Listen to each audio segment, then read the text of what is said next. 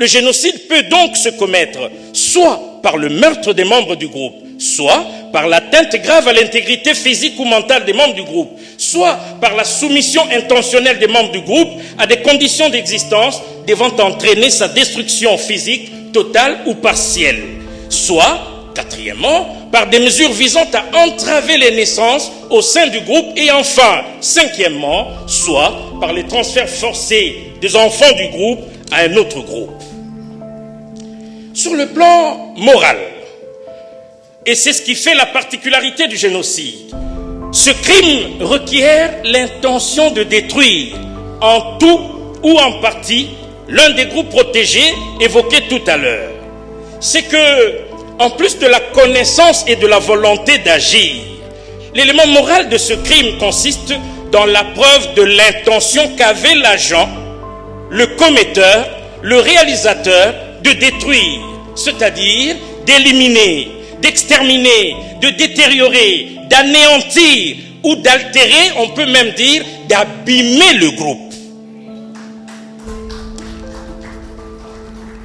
Mais comme dans tous les cas infractionnels en matière pénale, l'élément moral est toujours difficilement établi. La simple raison, c'est que l'accusé a du mal à avouer les faits. Bien souvent, l'aveu est donc difficile à être obtenu. Il arrive que l'accusé nie les faits, ou même la personne qui se reproche du génocide se mette à nier même l'existence ou la véracité des faits. Elle altère le récit. Elle s'époumonne à se présenter parfois comme étant victime. Elle s'oppose même à l'idée de toute enquête et même à l'idée d'une justice quelconque, alors qu'elle n'a même pas encore été invitée par la justice.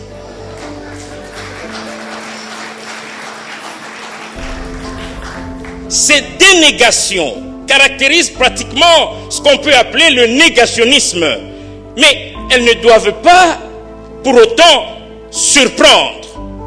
Elles ne doivent pas non plus perturber, moins encore désarmer l'organe poursuivant qui, une fois saisi des faits et dans ces investigations, sera tenu de rechercher l'intention de commettre le crime de génocide en se fondant sur des indices circonstanciels, des différents éléments de preuves indirectes, qu'il y ait ou non un plan explicite.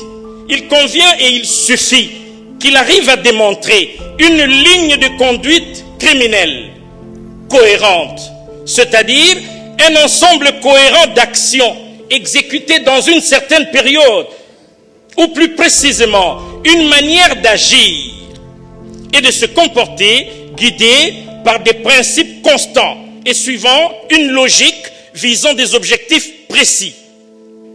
Pour clore mon propos, je note que si les faits graves décrits ces jours, susceptibles de constituer les crimes de génocide commis sur le territoire congolais depuis plus de 30